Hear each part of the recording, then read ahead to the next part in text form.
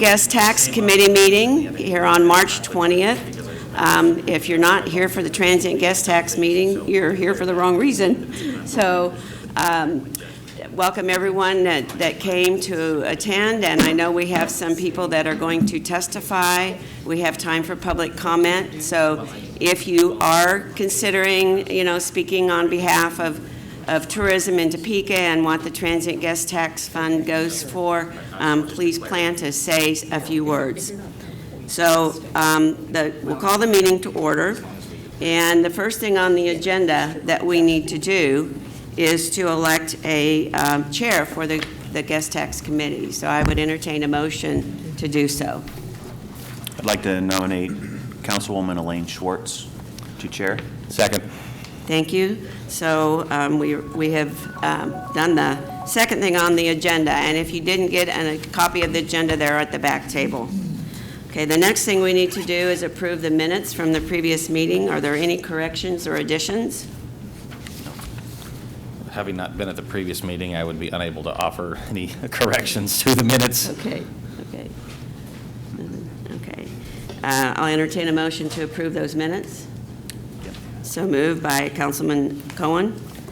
Is there a second? I'll second. Okay. And with that, you all, I forgot to approve the first motion. It's all right. I think there's a consensus of approval for the minutes and approval of the chair. Okay, Mary, thank you.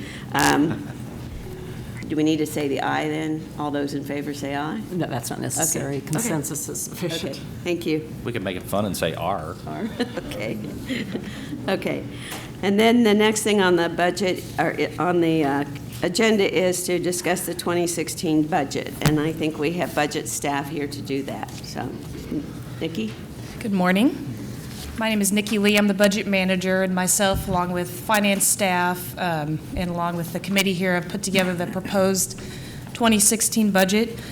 What the process is that this committee approves a proposed recommended budget. It then goes to council in the form of a committee report, usually around June, really convening time before the budget's adopted. And then it's also included in the proposed budget that the council reviews throughout the month of June, and then finally adopted in the month of August when we finalize the budget. So there is some time for some changes to the recommended budget that you see in front of you. Really the point of approving the 2016 budget is to authorize your bottom line maximum expenditure authority. So there are the way that we word things, or some of the specific items, can move around a little bit. For example, I'll talk specifically about, we have kind of a holding place for the 1% allocation, but of course, as you know, we're going to be having a lot of conversations about whether to extend that and how to extend it. But for now, really in the budget, we need a holding place so that if it's approved, we can expend the money on it. So I will just walk through this. If it's okay, feel free to interrupt me if you have questions, or we can answer questions in the end. So on this budget sheet in front of you, as we always do with budgets, we have several years of actuals. We have a 2015 projected column, so this one's actually been updated from the 2015 original adopted budget. So far, based on fourth quarter 2015 numbers and based on 2014 actuals, we believe that our revenues in the Transient Guest Tax Fund are going to be better than what we had originally budgeted. So if you go down the 2015 column, the recipients of that money would then also get more based on how much we collect. So in this fund, it's a pass-through fund pretty much. So whatever we get in the fund, we then grant out based on the allocations of how the budget was adopted. So we don't sit on money in this fund. If we get more, if you all have more hotel stays and we get more money into this fund, it's going back out to the recipients to be used in the community. So if you go to the 2016 budget column, starting with the revenues, transient guest tax is 7% right now. 1% of that allocation is specifically set aside for the Sunflower Soccer, and then the rest of it is what we consider the TGT base funds. So as you can see, we're projecting that the base funds be around $2.3 million, and the TGT Soccer 1% be about $383,000. And that budget amount is based on, it's basically 3% on top of the 2015 projected amount. So what that does is that allows for us to give the most authority so that if we do receive higher revenues in this fund, then we can then spend it. So that's really why we want to set that revenue number. We want it to be a pretty good number, and it may be even a little higher than what we think it might be, so that we can then expend out all the funds if we get that all. So under the expenditure part, for now, the Visit Topeka portion, this was established a few years ago that the city would grant out kind of the block funds to Visit Topeka, and then they would then grant it out to other agencies. So in the past, actually the last time was 2013, this committee actually made those allocations. So the committee decided how much is going to specific organizations in the city, and it was decided that really Visit Topeka would be the board that would decide how that allocation would be spent out. So Visit Topeka, the projected amount is about $1.49 million. The Visit Topeka bid funds, this is the amount of money that Visit Topeka spends on this particular item, and we've been keeping that at $175,000. The Sunflower Soccer Association money you see there, $383,000, that pretty much is used to pay towards the debt on the Sunflower Soccer. And then the admin fee here, that's a state admin fee that's based on 2% of your revenues they keep to really process the funds. If you go down to transfers, as you can see for the past few years, based on the original allocation resolution that the council passed, Railroad Heritage, Riverfront Park, and the Historic Preservation Fund had all split 1% of the total 7% in the amounts listed. For now, since we don't know yet, it hasn't been decided how that 1% would be spent, those are showing zeros. That doesn't mean they're going to get zero, but that just means that for now, since we don't know, the dollars are represented down below in that kind of 2BD column. So that can change. If the committee and the council want to put specific items in there, then they certainly can. And then the Topeka Zoo, it's been tradition for several years, since this is a tourism arm of the city, that a transfer would go into the general fund to help support the Topeka Zoo operations. So down below the 1% allocation, that $329,000, that represents the portion that of the funds that would be the pot of money that would be decided really by this body either today or at a later date, how that would be spent. So in the final budget, it could be that this is under a more specific line item, but for now, those dollars are there to represent, basically to put a holding place in there so that it can be used on whatever it's decided to be used on. And that contingency amount in there, that $62,000, that's pretty much a holding place to give us access to use the entire balance of the fund. So as you can see, in the beginning of 2016, we're projecting that there would be about $53,000 balance. We want to always zero out this fund as much as we can. Like I said, we don't want to sit on money in this fund. So if we put in a contingency, this contingency, it's not a line item we're going to spend money on. It just gives us authority that if and when we want to use that whole balance or we get more revenue than we think, we can spend all those funds out on the different agencies. So then that results in 2016 being a zero ending fund balance. That's the overview, if you have any questions. So Nikki, just real quick before we get into in-depth discussion, that contingency fund is why it's zero balance, and this year we actually had a $53,490 balance brought forward. So what you're trying to do is balance it to zero every year, and the contingency fund is the overage that ends up from the previous year.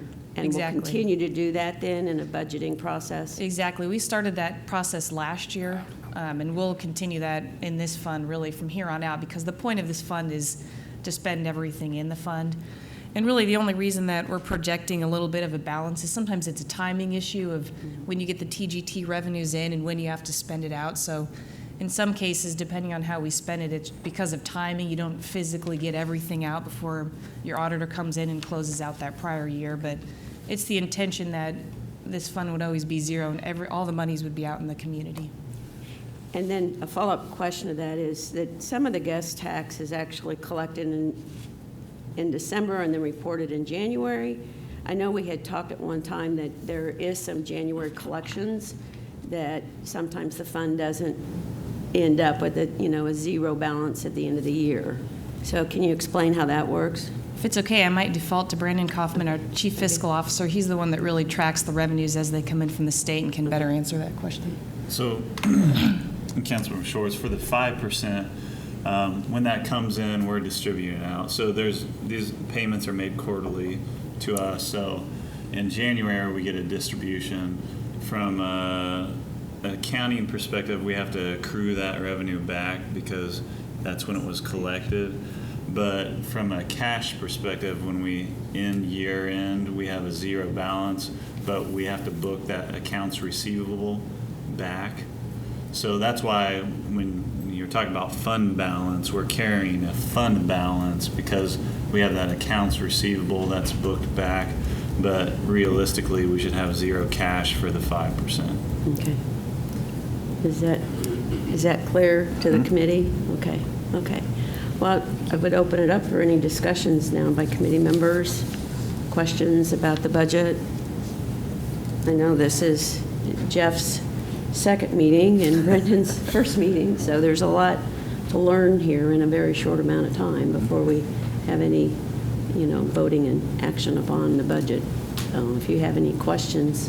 Not this time. Good so far, thank you. Okay. Well, we'll go to public comment then, because I know there's one person here that needs to get to two people here that need to get to another meeting. So you just raise your hand if you want to testify, and then we'll start here, and then Beth will. Okay.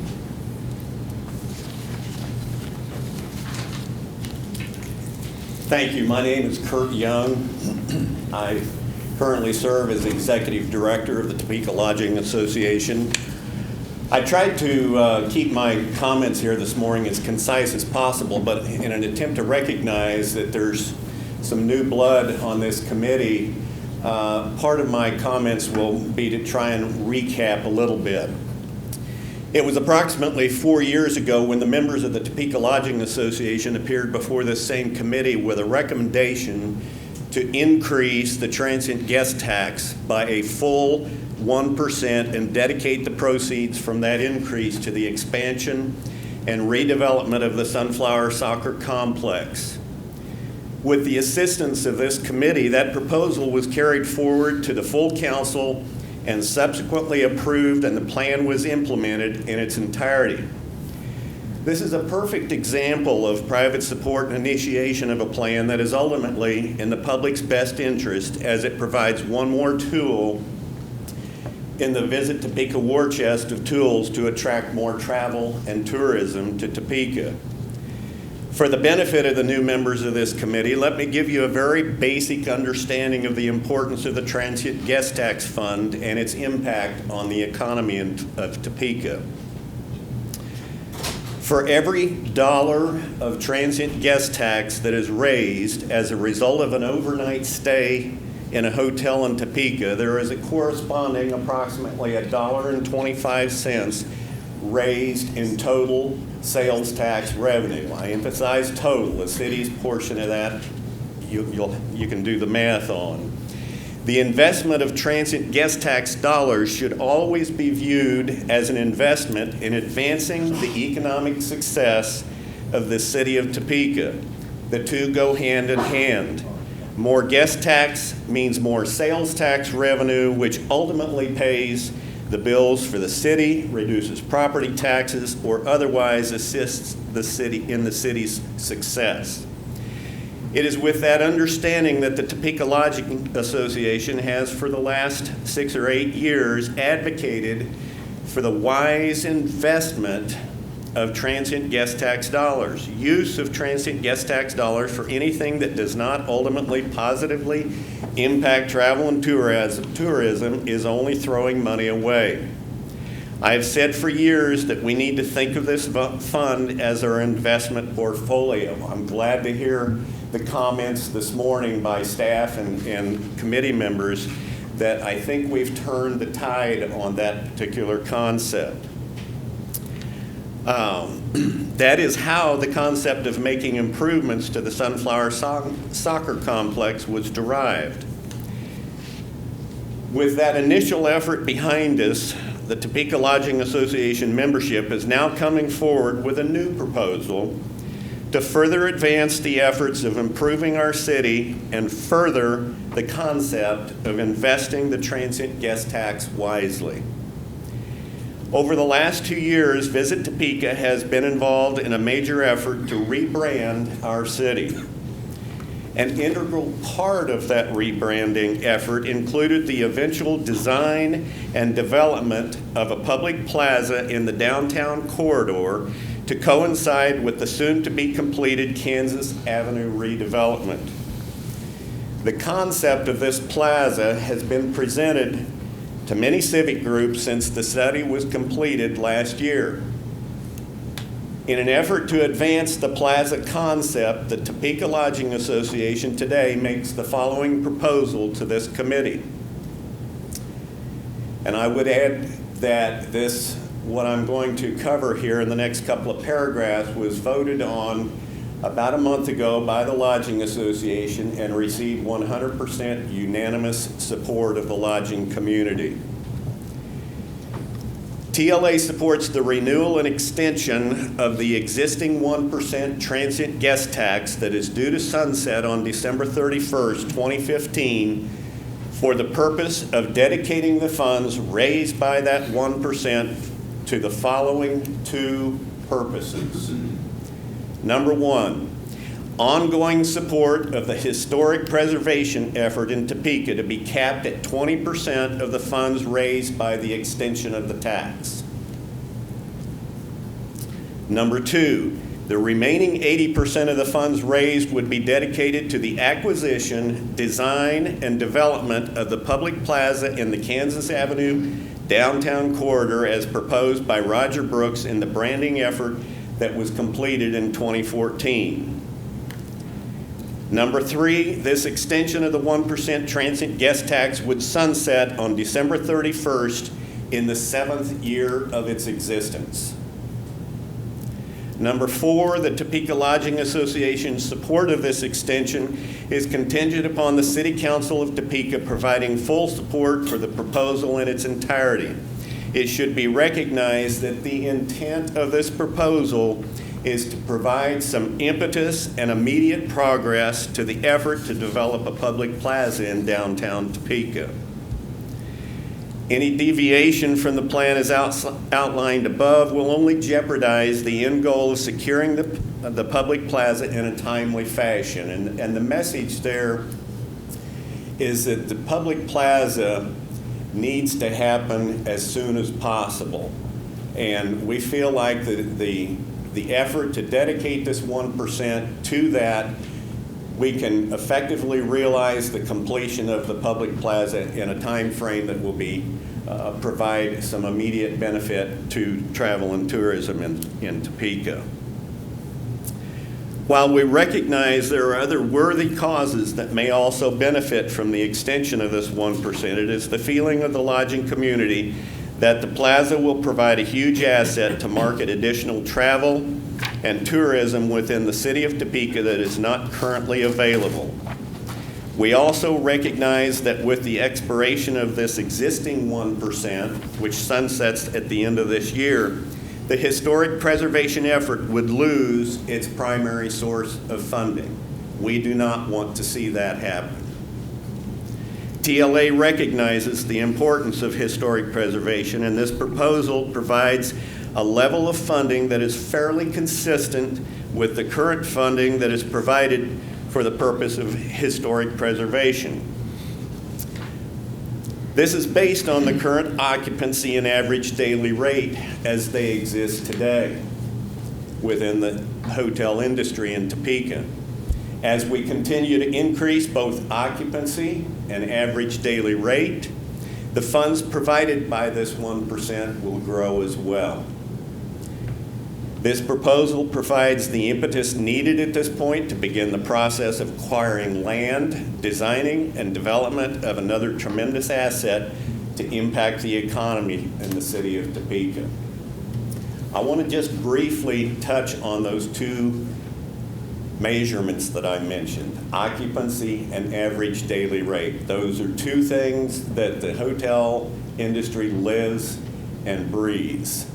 Our occupancy today consistently runs in the 55 to 60% range, which is unacceptable from an industry standpoint. As a result, the average daily rate is at a moderate level, and you have to keep in mind that as we increase demand for hotel rooms, both of those indexes will rise, both the occupancy and the ADR. So an investment today, Nikki has has provided in the 2016 budget that 1% is about $329,000.